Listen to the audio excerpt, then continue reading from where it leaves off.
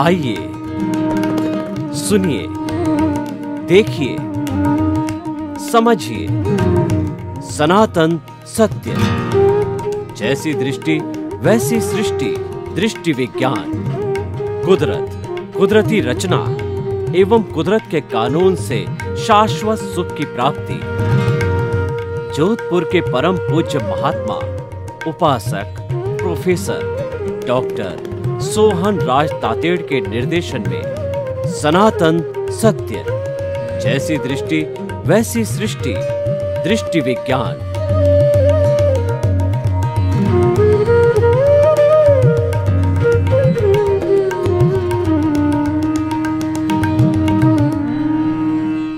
भाई और बहनों, मातृशक्ति को नमन।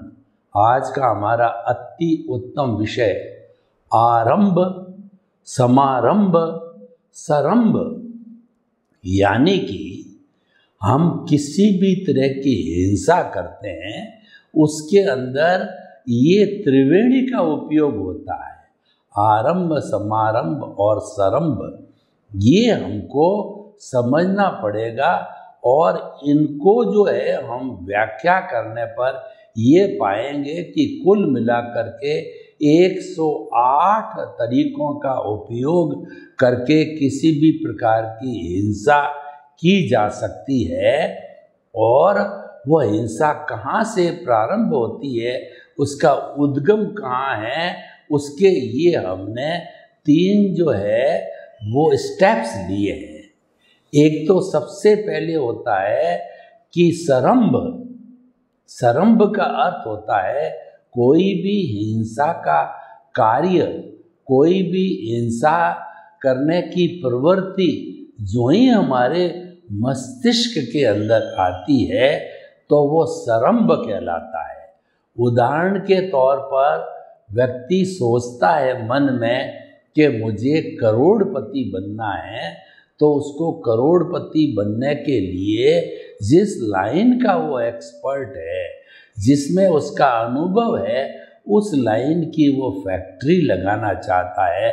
मान लीजिए कपड़े का प्रोसेस हाउस लगाना चाहता है, क्योंकि उसमें उसका अनुभव है, उसने ट्रेनिंग ले सकी है, उसका एक्सपर्टाइजेशन है। और ये नहीं होते हैं तो ऐसा व्यक्ति मात खा सकता है, क्योंकि दूसरों के भरोसे रहना पड़ेगा और हर समय दूसरे के भरोसे रहना, दूसरे के चलाए चलना, अपनी बुद्धि स्व निर्णय नहीं होना, तो वो घातक सिद्ध हो सकता है। तो भाई और बहनों, सरंभ का अर्थ होता है कि हमारे मस्तिष्क के अंदर हिंसा करने का भाव आना, ठीक है। और ये सरंभ जो होता है वह जो है कुल तरह जो 108 तरह की हिंसा हमने बताई, उस हिंसा के अंदर कौन कौन से प्रोडक्ट उपयोग में आते हैं वो मैं आपको बताना चाहता हूँ। सबसे पहले तो क्या है कि हमारा क्रोध, मान, माया और लोभ, ये 4 चीज़ें हैं। इनके दिमाग में आने से, उपयोग में आने से हिंसा का जो है, जो कहिए कि हिंसा का विचार या हिंसा प्रारंभ होती है, तो क्रोध, मान, माया, लोभ, ये 4 है। और इसके बाद में इन चारों को हम मल्टीप्लाई करवाते हैं कि करना, कराना, अनुमोदना। तो इन तीनों से हिंसा होती है, तो 4 × 3 12। और ये जो हिंसा होती है मन से, वचन से, काया से, तो ये हो गया 12 × 36। तो हिंसा जो है मन, वचन, काया, करना, कराना, अनुमोदना, और तीसरा हो गया मन, वचन, काया। ये सब को मल्टीप्लाई करें तो ये 108 आते हैं।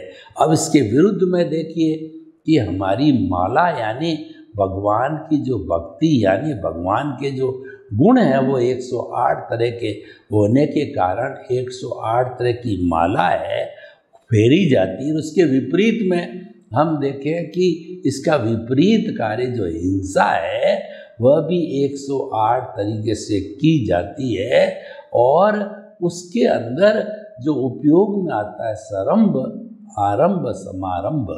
देखिए, कोई व्यक्ति गृहस्थी है तो वह अणुव्रती होता है, और जो सन्यासी होता है वो महाव्रत होता है।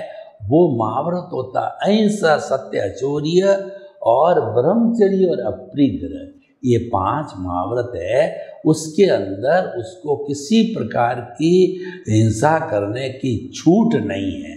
लेकिन जो गृहस्थी है वो यही 5 महाव्रत की जगह अणुव्रत का पालन करता है, और अणुव्रत में उसको स्थूल हिंसा की छुट्टी रहती है, रिलैक्सेशन होता है, कंसेशन होता है, क्योंकि गृहस्थी के शरीर होता है और उसके परिवार होता है, माता पिता होते हैं, उसके समाज होता है, और राष्ट्र, विश्व, और अतिथि देवो भव। अतिथि का अर्थ होता है जिसके आने की कोई तिथि नहीं होती है। अतिथि किसी भी समय हमारे घर पे आ जाता है तो हमारा फर्ज बनता है कि उसको जो है खाना, भोजन और सोने के लिए, रेस्ट के लिए स्थान देना, वो आतिथ्य बोला जाता है। तो हमें उसका सत्कार करना पड़ता है। तो इसीलिए गृहस्थी जो है हमेशा भगवान से प्रार्थना करता है कि साईं इतना दीजिए जामे कुटुंब समाए, मैं भी भूखा नहीं रहूं और साधुन भूखा जाए। हे ईश्वर, कम से कम मेरी बेसिक नीड, रोटी, कपड़ा, मकान, शिक्षा, चिकित्सा है, वो इतना जरूर देना कि मैं स्वयं और मेरा परिवार भूखा नहीं रहे, वंचित नहीं रहे इन बेसिक नीड्स के बिना। और कोई अतिथि, समाज के व्यक्ति, देश, राष्ट्र, कोई भी मेरे से जो है सहयोग मांगे तो मैं जो मेरी यथाशक्ति उनको दे सकूं, मैं उनको हाथ का उत्तर दूं, मुंह का उत्तर नहीं दूं। मुंह का उत्तर क्या है? कोई भिखारी हमारे घर पे दरवाजे पे आ गया कि बहन जी रोटी दो, खाना दो, तो मुंह का उत्तर होता है कि घर में खाना, भोजन नहीं है या घर में बनाने वाले नहीं है। ये मुंह का उत्तर यानी मनाही कर दी। और हाथ का उत्तर होता है जो कुछ भी घर में है उसको दिया जाए। कोई भी जो है सहयोग मांगने आता है, जितनी हमारी श्रद्धा है, जितनी हमारी यथाशक्ति है, उसको हम कुछ न कुछ दे के भेजें, खाली हाथ नहीं भेजें। उसको कहते हैं हाथ का उत्तर कहते हैं। तो ईश्वर मुझे जिंदगी भर हाथ का उत्तर देने में, यानी कि मेरे को जो है ये जो है वो दान पुण्य करने के अंदर मुझे जो है सहयोग प्रदान करना, शक्ति देना, साधन देना। तो भाई और बहनों, गृहस्थी और सन्यासी में फर्क होता है कि जो है वो साधु कौन होता है, उसके घर नहीं होता, उसकी रसोई नहीं होती, उसके संबंध नहीं होते। और संबंध का अर्थ ये है कि जब वो दीक्षित हो जाता है और फिर उसके सामने उसके माता पिता भाई आते हैं तो वह इंट्रोडक्शन देता है कि हम संसार पक्षीय पिता, संसार पक्षीय माता, संसार पक्षीय भाई, क्योंकि वह तो इस वसुदेव कुटुंबकम सारी दुनिया का सदस्य बन जाता है। वह जो अंतरात्मा पद पर तो बैठा है, लेकिन उसने अंतरात्मा बनने का अपना लक्ष्य बना दिया। वो तिन्नानम तार्यानम हो गया, यानी खुद भी तरना चाहता और औरों को भी तारना चाहता। वो समाज से जो है उसकी जो बेसिक नीड है, रोटी, कपड़ा, मकान, शिक्षा, चिकित्सा, वह समाज से लेता और समाज को जो है आत्मज्ञान देता है, मुक्ति का रास्ता बताता है। तो भाई और बहनों, हम विषय पर आवें। समरंभ की हमने बात की कि कोई हिंसा का उपक्रम का विचार आना, भावों में आना, और उसके बाद होता है आरंभ। हमको कपड़े का प्रोसेस हाउस लगाना है और हमारे पास अनुभव है, तो हमने सबसे पहले जो है दिमाग के अंदर या हमने नक्शा बनाया कि हम इतना प्रोडक्शन करेंगे, इतना सेल करेंगे, उसके लिए इतनी ज़मीन चाहिएगी, इतनी मशीनें चाहिएगी, कौन सी मशीन जो है कहाँ पर स्थापित होगी, लेआउट होगा, और जो हमारा जो रॉ मटेरियल कहाँ रखा जाएगा, डाइज कहाँ रखी जाएगी, और जो हमारा फिनिश प्रोडक्ट कहाँ रखा जाएगा। तो इस तरीके से जो है हमने सारी जो है व्यवस्था करके और ज़मीन वगैरह का क्रय किया, वो सारा आरंभ हो गया। ज़मीन से जुड़ी हुई कंस्ट्रक्शन वगैरह जो है वह सारा आरंभ कहलाता है। अब देखिए, हमने चिंतन किया, हमने ज़मीन ले ली, ज़मीन खरीद ली, चाहे लोन से या अपने पैसों से, ये आरंभ हो गया। अब देखिए कि एक समय आता है कि सब चीज़ तैयार होती है, तो हम उस फैक्ट्री का उद्घाटन करवाते हैं, किसी बड़े व्यक्ति से जो है उसको बुला के और उसका उद्घाटन कराते हैं, तो वो समारंभ हो गया, यानी हिंसा का उपक्रम चालू हो गया। तो समारंभ, आरंभ और समारंभ, इन तीनों से मिलकर के और 108 प्रकार से हिंसा होती है।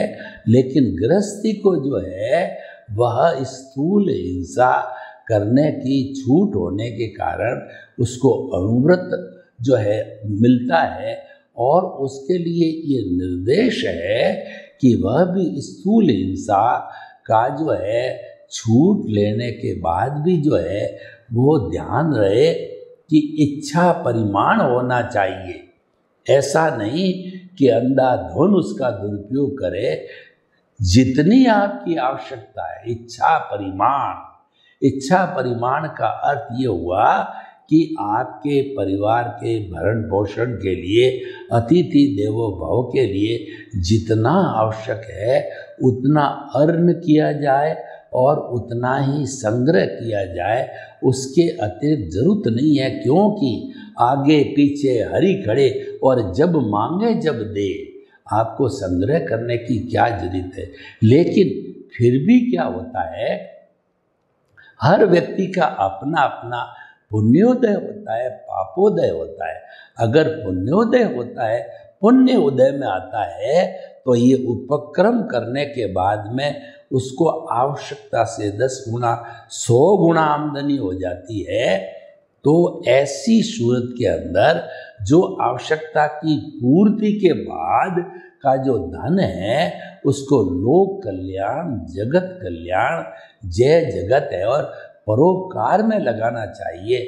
बड़े बड़े महापुरुष बिरला जी, बांगड़ जी, सिंघानिया जी और बिल गेट्स वगैरह, ये जितने जितने महापुरुष है, और टाटा जमशेद जी से लगा के अब तक, ये अपनी इनकम का अधिकतम हिस्सा अपने परिवार के उपयोग में लेने के बाद में वो चैरिटेबल ट्रस्ट खोल करके और लोक कल्याण में लगाते हैं, क्योंकि उनको ये फैक्ट्री या धंधा करने का मकसद यही था कि केवल नौकरी करने से तो इतनी ही प्राप्ति होगी जितने की पालन पोषण हो सके परिवार का।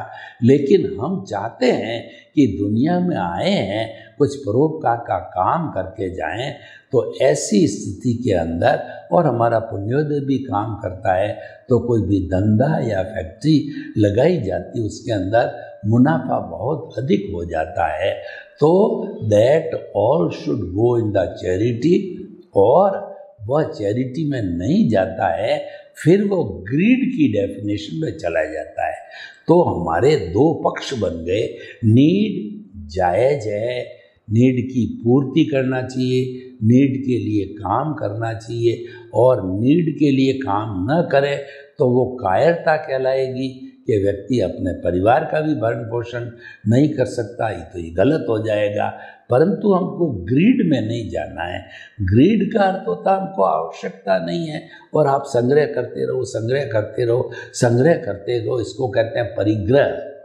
तो ऐसे व्यक्ति के लिए कहा गया है, इस पूरी सृष्टि के अंदर जो 84 लाख जीवा योनि बर्थ प्लेसेस की असंख्य अनंत आत्मा है, सबका भरण पोषण करने के लिए प्रचुर मात्रा में प्रकृति या कुदरत के पास साधन है, लेकिन एक व्यक्ति की तृष्णा कहिए, ग्रीड कहिए, अटैचमेंट कहिए, उसकी पूर्ति करने के लिए जो है वो जो उसके पास साधन है वो भी अपर्याप्त हो जाते हैं। यानी कि इस ग्रीड का कोई माप तोल नहीं है। व्यक्ति जब जो है लालच में चला जाता है तो वो कभी दापता नहीं है। इसलिए कहा गया कि विषय नर की लालसा और पाम रोग की खाज, लोभी की धन लालसा, तीनों बेअंदाज।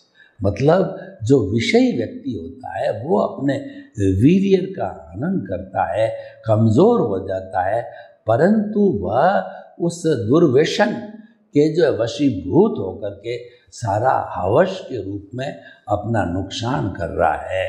और पाम रोग की खाज, कोई पुरानी खाज हो जाती है तो ऐसी खुजली आती है, हम उसको खुजलाते रहते हैं और कई बार खून भी आ जाता है खुजलाते खुजलाते, परंतु वह उस पाम रोग की प्रकृति ऐसी है कि बिना खुजलाए शांति भी नहीं होती है।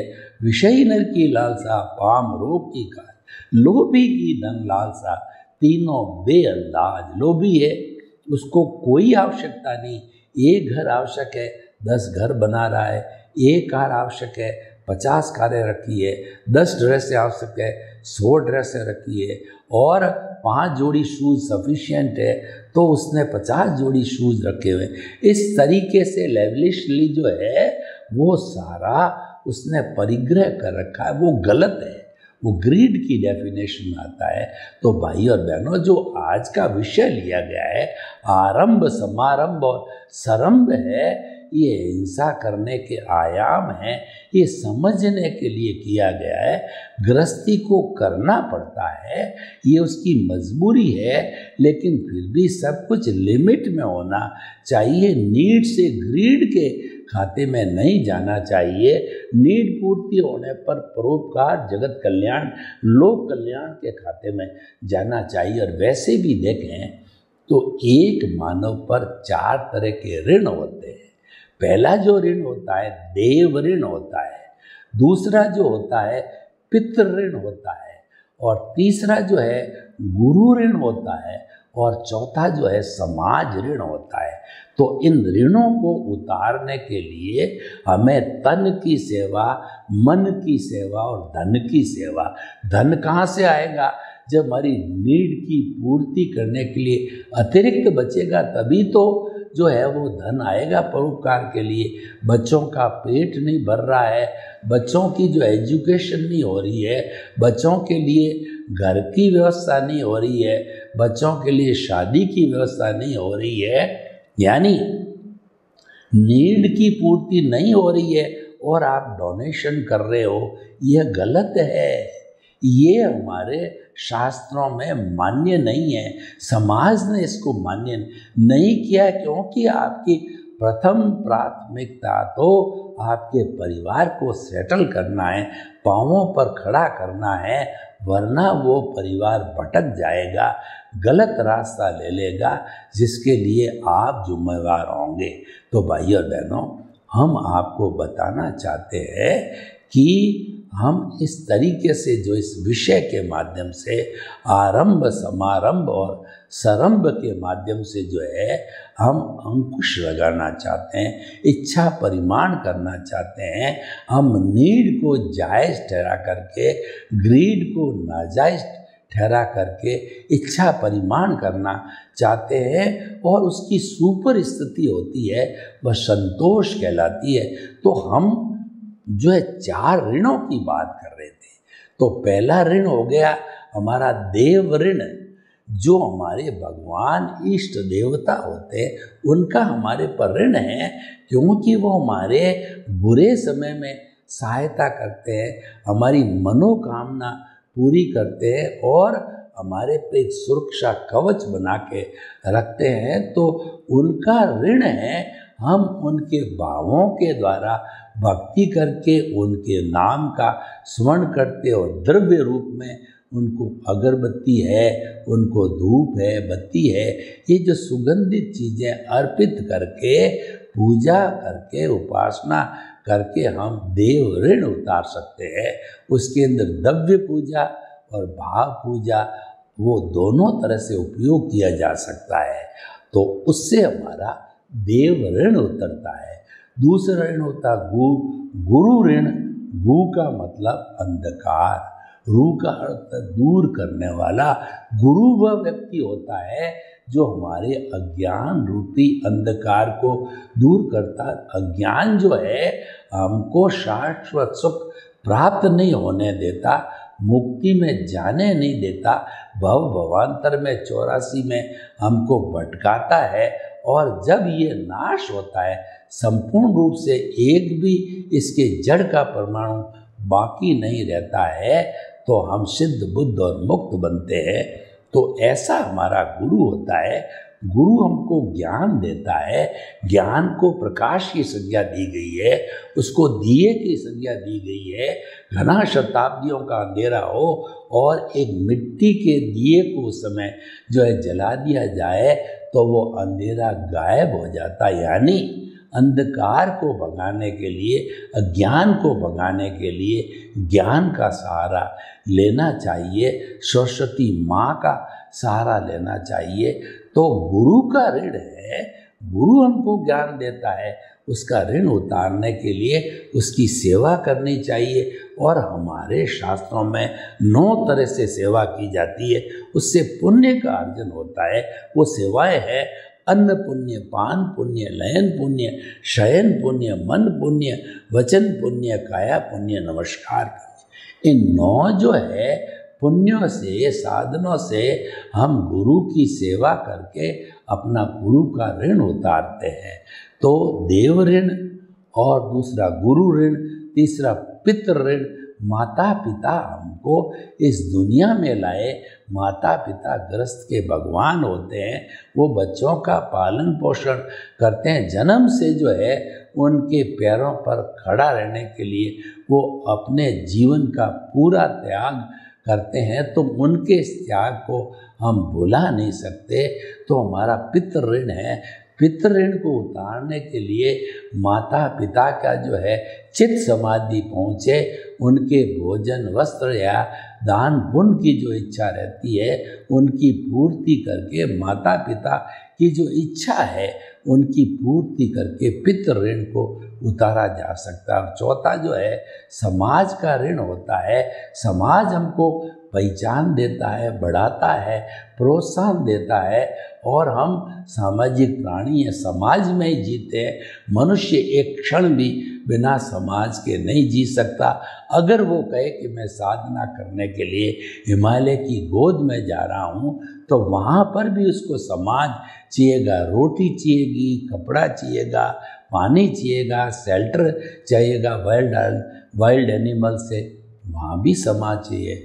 तो कोई भी मनुष्य क्या, पशु और पक्षी भी बिना समाज के जीवन यापन नहीं करते हैं। ये व्यवस्था है ग्रुप में जीवन जीने की। ग्रुप में रहते हैं जब एक दूसरे का सहयोग करते हैं, उसको कहा जाता है परस्परोग्रो जीवानाम। परस्पर एक दूसरे का सहयोग देना और लेना होता है। और जियो और जीने दो, तुम भी जियो, मैं भी जियो, मेरा पड़ोसी जिए, दुनिया के सब लोग सुख शांति से जीवन यापन करें। तो ये सारा जो है हमारा समाज का ऋण, समाज की तन की सेवा, मन की सेवा, धन की सेवा करके हम उतार सकते हैं। तन की सेवा का अर्थ ये हुआ कि आपके पास में समय है, धन नहीं है, और आप एक्सपर्टाइज हो किसी ब्रांच के लिए, वकील हो, इंजीनियर हो, जज हो और जो है गृहिणी हो, तो अपना जिसका अनुभव है वैसी उस अनुभव की एप्लीकेशन उपयोग करने के लिए अपनी इच्छित संस्था में 2 घंटे, 4 घंटे, 6 घंटे फ्री सेवा दी। फ्री सेवा देने को जो है वह समाज सेवा कहते हैं। तन की सेवा, धन की सेवा, आपके पास में पैसा बहुत है और समय नहीं है, तो उस पैसे का उपयोग जो है आप समाज कल्याण, लोक कल्याण, परोपकार के लिए कर सकते हो। तो तन की सेवा, मन की सेवा कहलाती है कि आपके पास न तो समय है न धन है, तो कुछ लोग जो समाज में बड़ी बड़ी सेवाएं करते हैं उनकी पीठ थपथपाइए और उनको प्रोत्साहन दीजिए, उनको जो है सम्मान दीजिए और उनको प्राइज़ दीजिए और उनको अवार्ड दीजिए, तो वो और खुश होकर के और अधिक सेवा करेंगे। तो भाइयों और बहनों, हम आपको क्या कहना चाहते हैं कि ये जो आज का विषय है आरंभ, समारंभ और सरंभ है, ये जो है हिंसा जो है कि उपक्रम के रूप में, यानी कि हमारे जीवन की आवश्यकता की पूर्ति करने के लिए ये मानव करता है। हर प्राणी को, मानव जाति को करना पड़ता है, लेकिन ये व्यक्ति की विवशता मानी जानी चाहिए और इच्छा परिमाण किया जाना चाहिए। सर्वे भवन्तु सुखिनः, सर्वे सन्तु निरामया। लोक के सब जीवों को सुख मिले, शांति मिले, आनंद मिले, प्रेम मिले, सौहार्द मिले और सभी हिल मिल करके हम स्वर्ग को इस धरा पर उतार लाए। आपके प्रति मंगल कामना। ओम शांति।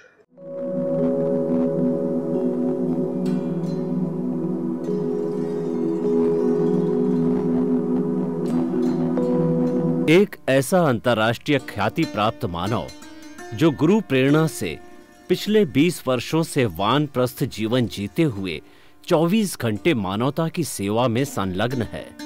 एक ऐसा मानव जो अभी राष्ट्रीय, अंतर्राष्ट्रीय टीवी चैनलों पर 7,500 एपिसोड के माध्यम से सनातन सत्य, आत्मविज्ञान एवं पुनरुत्थान, व्यवहार एवं निश्चय जगत के जीवनोपयोगी विषयों पर हृदय स्पर्शी प्रवचन कर चुका है। उस मानव का नाम है महात्मा उपासक प्रोफेसर डॉक्टर सोहन राज तातेड़। प्रोफेसर तातेड़ द्वारा योग, दर्शन, शिक्षा विषयों पर रचित पीएचडी स्तर के 250 शोध ग्रंथ भारत के 100 प्रतिष्ठित विश्वविद्यालयों में शोधार्थी पढ़ रहे हैं तथा वे सभी शोध ग्रंथ वहां की सेंट्रल लाइब्रेरियों में उपलब्ध हैं। महात्मा सोहन राज ने अभी तक हजारों स्कूलों, कॉलेजों, विश्वविद्यालयों एवं संस्थाओं में सेमिनार, वर्कशॉप, कैंप लगाकर लाखों विद्यार्थियों को योग, दर्शन, शिक्षा का प्रशिक्षण देकर उन्हें सुसंस्कारित किया।